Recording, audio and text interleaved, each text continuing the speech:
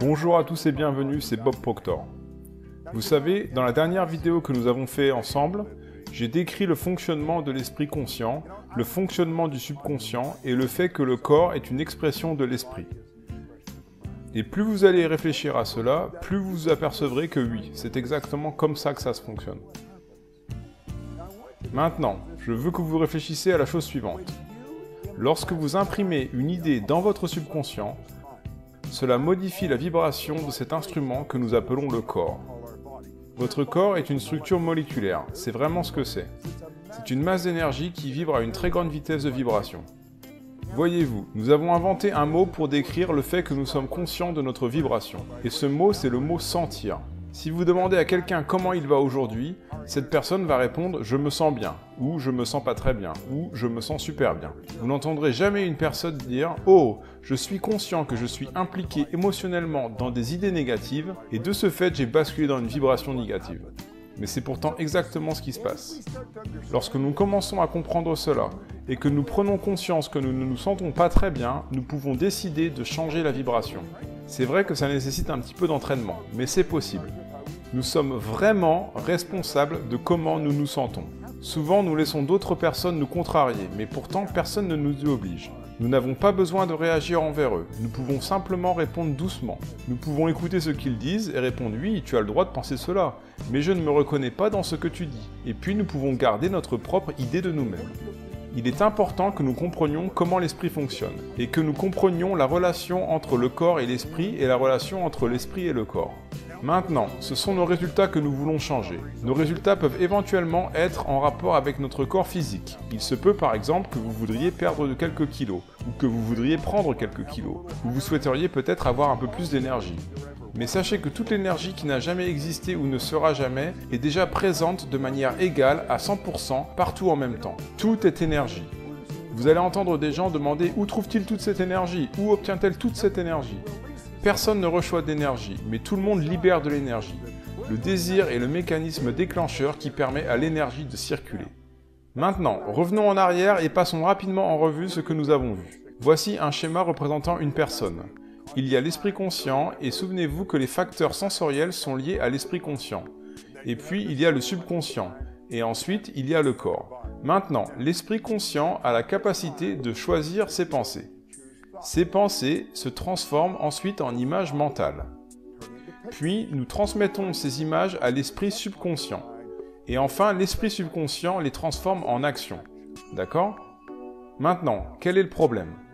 Rappelez-vous, nous avons dit que l'esprit subconscient n'avait aucune capacité de rejeter une idée. Nous avons dit que l'esprit subconscient ne pouvait pas faire la différence entre quelque chose de réel et quelque chose d'imaginaire.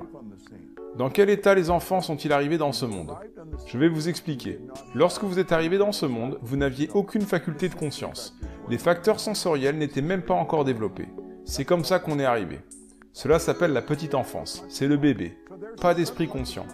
Donc l'esprit subconscient est grand ouvert. Vous pouvez y mettre absolument n'importe quoi. Vous voyez, votre esprit subconscient est programmé génétiquement. C'est pourquoi nous ressemblons à nos parents. Mais par la suite, nous sommes programmés par notre environnement. Le psychiatre Karl Menninger, fondateur de la fondation du même nom, a déclaré un jour « L'environnement est plus important que l'hérédité ». Pour quelle raison parlez-vous la langue que vous parlez?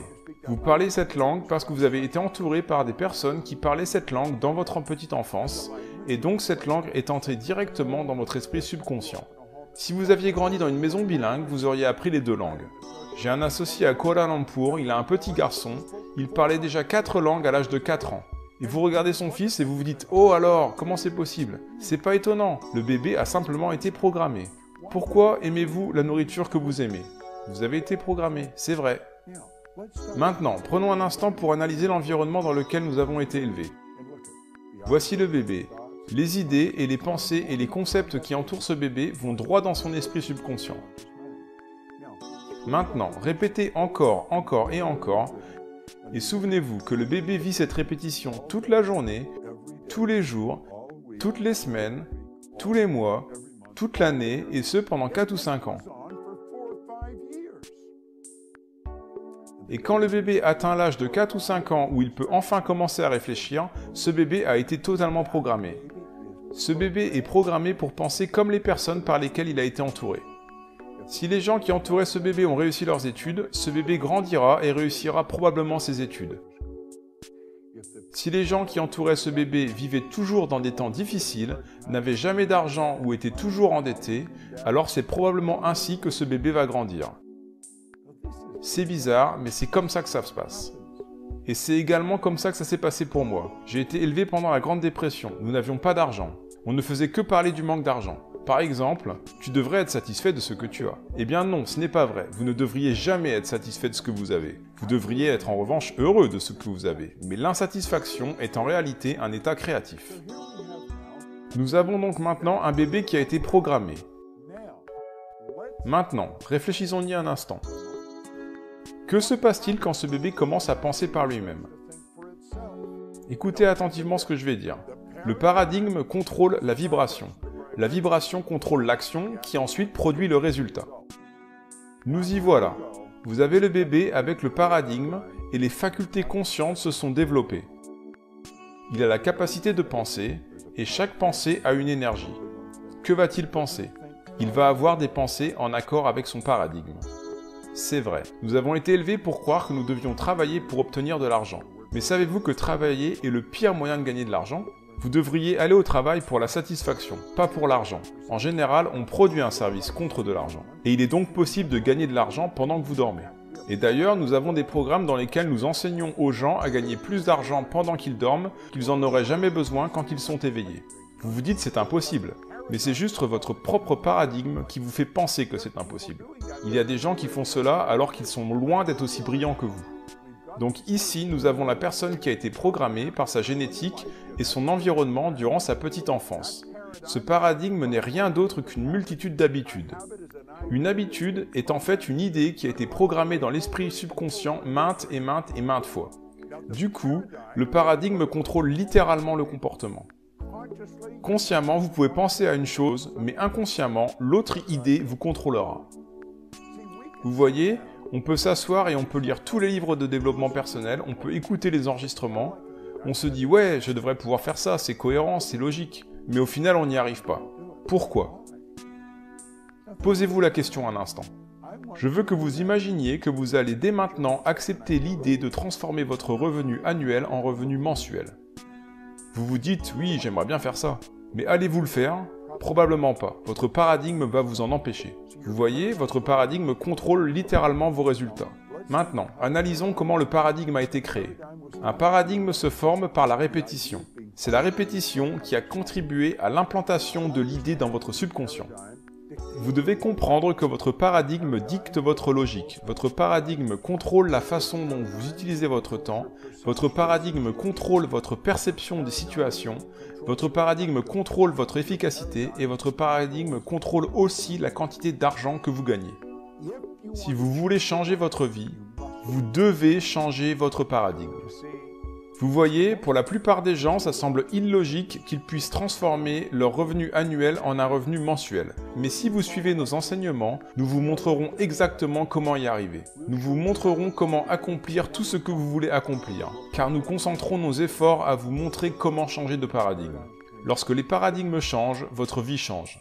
C'est un beau concept, c'est un merveilleux concept. Et vous comprenez enfin pourquoi vous obtenez les résultats que vous avez obtenus jusqu'à présent. Cela n'a rien à voir avec votre intellect. Votre intellect peut tout à fait vous aider à comprendre comment faire les choses, mais cela ne signifie pas que vous allez les faire. Vous pouvez entendre des gens dire « oui, je comprends ce que vous racontez », mais en fait leur comportement indique tout le contraire. Pourquoi? Nous croyons quelque chose à un niveau conscient, mais au niveau subconscient, le paradigme croit à autre chose.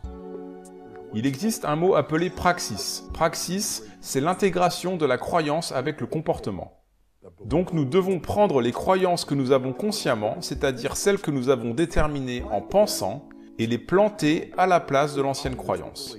Par exemple, j'étais persuadé que je ne pourrais rien réussir de mieux que ce que je faisais à l'époque. Je me sentais déjà chanceux de travailler en tant que technicien de surface. L'idée de fonder et de développer une entreprise dans le monde entier était tout simplement hors de mon imagination. Mais vous savez quelque chose, quand j'ai changé mon paradigme, toute ma vie a changé. C'est ce que nous faisons, c'est ce dont il s'agit. Vous devez changer de paradigme si vous voulez changer votre vie. Vous pouvez étudier le sujet autant que vous voulez, mais vous devez impérativement comprendre comment modifier ce programme. Et d'ailleurs, c'est ce dont il s'agit. Le paradigme est un programme. Le paradigme est une multitude de concepts qui sont fixés dans votre subconscient et qui contrôlent littéralement votre comportement. C'est un merveilleux concept à comprendre, mais c'est aussi un terrible concept si vous ne le comprenez pas, car il contrôle littéralement toute votre vie. Pourquoi pensez-vous que la plupart des gens traversent leur vie et continuent à obtenir les mêmes résultats année après année? Eh bien, c'est comme ça. Ils n'en ont aucune idée du pourquoi. Tout cela devrait nous être enseigné à l'école, mais ça ne l'est pas. Comment se forme un paradigme? Par la répétition de l'information. Comment changer le paradigme? Par la répétition de l'information. Supposons maintenant que vous rencontrez des difficultés avec l'argent. Vous constatez par exemple que vous avez plus de dépenses que de recettes.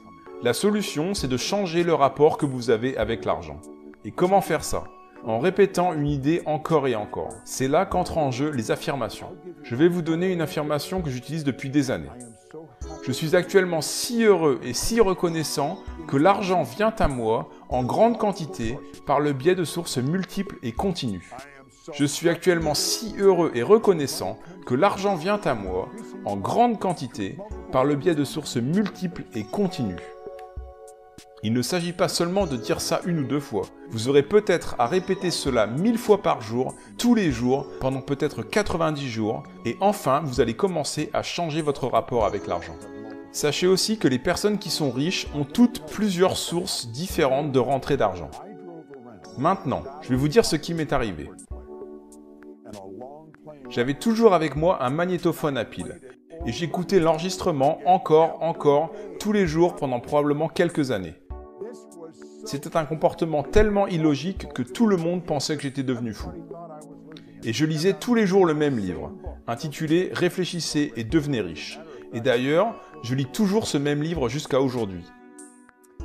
Et c'est la répétition des informations de l'enseignement de Earl Nightingale et du livre qui a changé ce paradigme. Je ne savais pas ce que je faisais, je ne comprenais pas ce que je faisais, mais je l'ai fait. Un jour, un homme est venu me voir à l'hôtel Waldorf Astoria à New York. À la fin du programme des 3 jours, il m'a dit « Bob, je tiens vraiment à vous remercier pour ce que vous venez de me donner. » Et il a continué « Pour la première fois de ma vie, j'ai compris comment j'ai accompli ce que j'ai accompli. » À mon tour, j'ai demandé « Qu'est-ce que vous avez accompli ?» Il a déclaré « J'ai remporté la médaille d'or de décathlon aux Jeux Olympiques de Melbourne en Australie en 1957. » Oui, cet homme était Mill Campbell. Et il a dit « Jusqu'à présent, je n'avais jamais compris comment j'y étais arrivé. » Il a ajouté « La prochaine fois que vous organisez un séminaire, je veux y amener mes fils. » Et c'est ce qu'il a fait. Milt et moi sommes devenus de grands amis. Et d'ailleurs, Milt a un double des clés de notre maison. Il peut venir quand il le souhaite. J'habite à Toronto, il habite dans le New Jersey. Mais voici un bon exemple. L'un des meilleurs athlètes au monde, incapable de savoir clairement comment il avait fait pour gagner. Et la plupart des gens qui ont énormément de succès ne savent pas vous expliquer pourquoi ils en ont. En gros, ils ont réécrit leur programme, ils ont changé leur paradigme. Ils n'ont peut-être pas compris comment ils l'ont fait, mais ils l'ont fait. Et c'est la raison d'être de notre entreprise. Nous enseignons aux gens comment changer leur paradigme. Je tiens à vous remercier d'avoir regardé cette vidéo et je vais vous demander de partager l'information avec d'autres personnes. Partagez avec les gens, suggérez-leur de jeter un coup d'œil à ça. Établissez une relation avec les personnes autour de vous. Le partage est une très belle façon de vivre. Et ces informations sont incroyablement utiles. Merci d'avoir écouté, c'était Bob Proctor, j'ai eu beaucoup de plaisir à partager cela avec vous.